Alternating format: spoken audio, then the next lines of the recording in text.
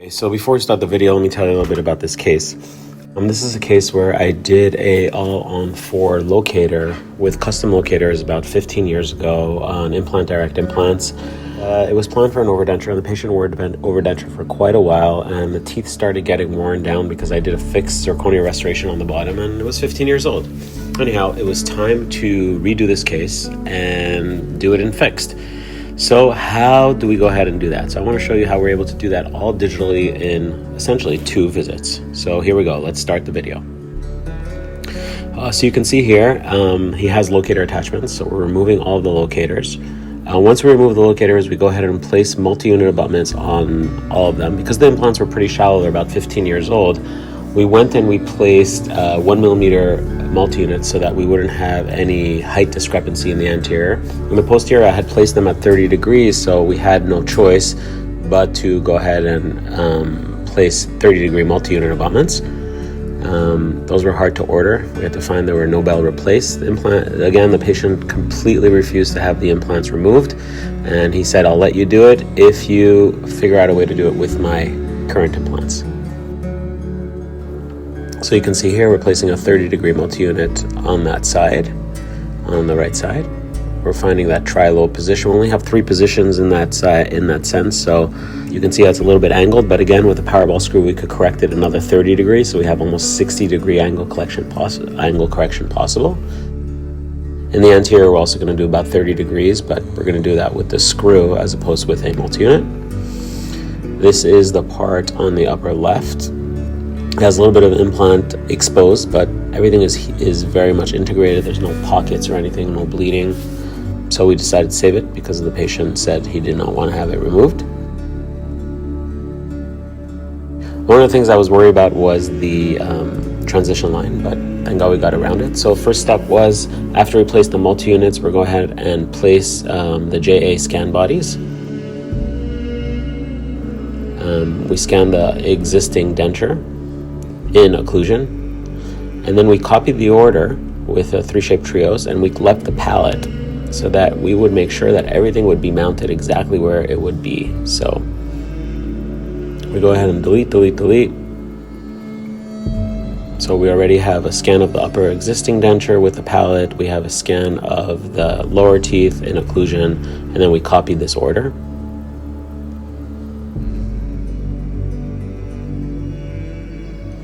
All right, we leave the palette, and then we start with the palette, and we start to reconnect everything together. I had a little problem with the tip, but as you can see, something was going on with the tip, but finally we changed the tip out, and it worked out well. You can see the algorithm working. Those are JA scan bodies because the implants are very shallow, so we don't need THSs. And this is sort of the things I don't like I don't know if the scan is correct or not. There's so much change going on with the algorithm, but this is why we use this for Trios 5 for soft tissue only. My 4 is broken, so I can't use it. But we go ahead and select it so that it would save it in high definition. As you can see, everything is automatic. It's already mounted, so we don't have to worry anything about that. We go ahead and we process it. I wanted to make sure not to lose the byte registration, so now what I'm going to do is I'm actually going to copy this a 3rd time, and what I'm going to do is go into the byte registration module. I'm going to delete the 2 bytes, and then we're going to go ahead and put the true abutment IO connects. We use long ones in the back because the implant was so far posterior. Take off the JA scan bodies, large all around. Make sure they're as close as possible. And we go ahead and we scan. And once we scanned everything, we go ahead and we export everything into our Medit so that we can align everything correctly and be able to check it. We had a pre-design there. While that's loading, I go ahead and I do the IO Connect concurrently, because that sometimes takes time to process in terms of the IO Connect identifying the scan bodies. So there it is. I select it. We select the XL scan bodies, J scan bodies. It automatically detects which is the large, which is the medium. It exports that, and now we save that as an STL. Go back into Medit. We're going to bring in the IO Connect, and now we're going to align everything. The reference is always going to be the wax up that has a pre-prep scan already in it. So we're going to align the temp. Remember, the temp and the final are saved in the same STL. So if I align one, everything will actually align itself automatically because everything is in the same coordinates. So you can see that's already mounted. That's already copied over. And now we just have to make sure we bring in the right spot to align the upper denture. We use that as our target because that's exactly the part that's the same. And now everything is mounted with the wax up.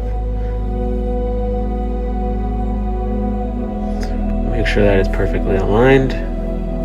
We got green everywhere, we're set to go.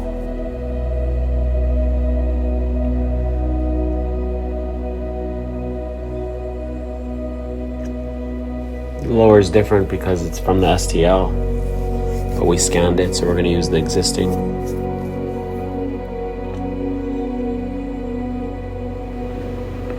Everything is aligned.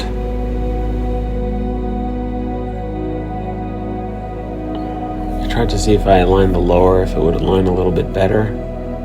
Then I realized that it's actually not the same because it's an old STL, and then I had ground down the teeth over the years when I did the lower about 5-6 years ago. That's why I wasn't aligning, because the STL was different than the actual scan. This was a very early Excel case. This is actually cement retained in some areas with some custom abutments. It's the way we used to do it. I check everything, make sure it's correct before I go on. And I decided that I didn't like the way that the wax up was done. So I wanted to bring it up a little bit so that the occlusion would be a little bit better.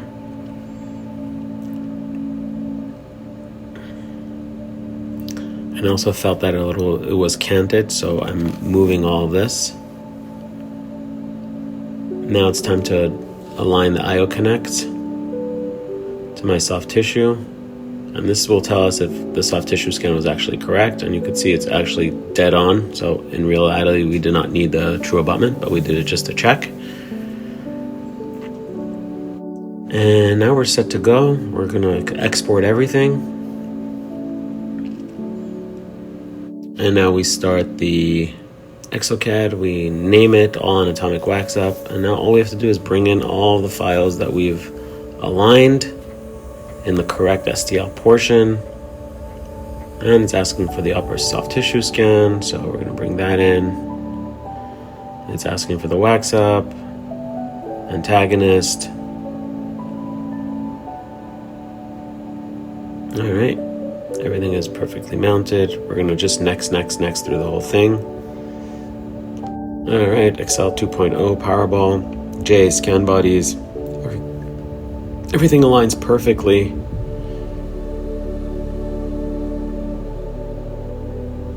Okay, great. And now the magic of Powerball screw. You can see how we're correcting the angles up to 30 degrees.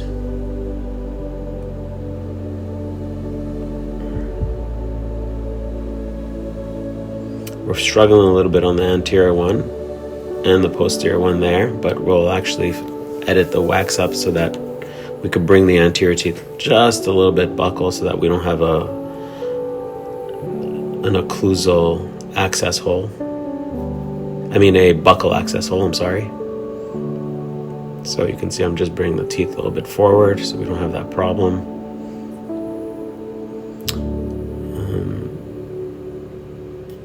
As you can see, it's overbuilt in the soft tissue because of the shallowness of the implants. But we're going to go ahead and clean that up. This is one of the most important things. You have got to be very meticulous about the intaglio surfaces. Must, or else this restoration will fail. The implants will fail. And even if you need to leave a space for the patient to be able to clean, then you'll do that also. But never, ever, ever create a restoration that has that hole like you have there. That's a food trap. You can see over time I'm going to go ahead and smooth all of that out. I'm doing this real quick with the patient in the chair just so I can get this out to the printer, so don't worry about that. But then after that I go ahead and I smooth everything out when the patient goes home. So you don't have to worry about that we're going to fix after in the final restoration.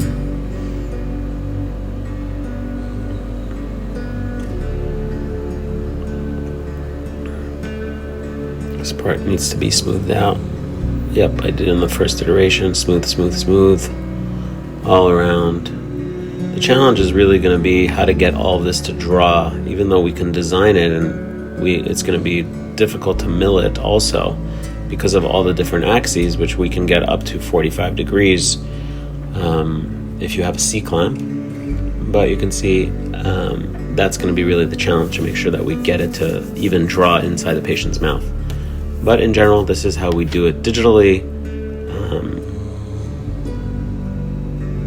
Just a quick design. I do the final touch-ups when the patient goes home for the final restoration, like trying to make it as thin as possible when I convert this later into a titanium bar. But this is now saved. I send it out to the printer. I always print with 2 printers in case one of them fails. I don't have to sit and lose 20 minutes. The patient's already there. So we send it to the DentaFab and the desktop scanner. So while that is out printing, put it as flat as possible so that I can print as fast as possible with the least amount of layers. This is with Flexera. I also send it with the DentaFab. A new DentaFab allows you to start the print right away, so it's a real 12 to 14 minute print as opposed to waiting for everything to heat up.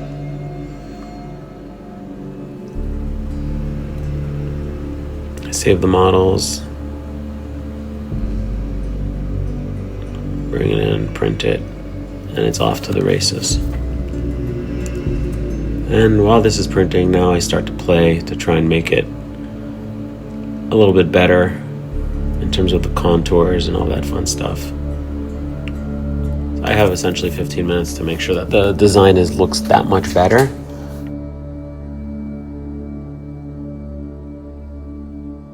And this is the printed part. We got it to draw, put it in with Powerball screws.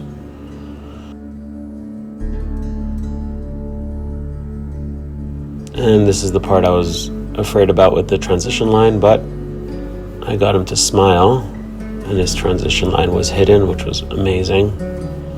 I was super happy about that. But now everything is fully digitized. He's able to smile. It's right there and hiding. Check the bite. Bite looks good, and he's all set. And that's really how you would go ahead and convert an old case into a new case. If you like these videos, please comment below and subscribe. Thank you so much.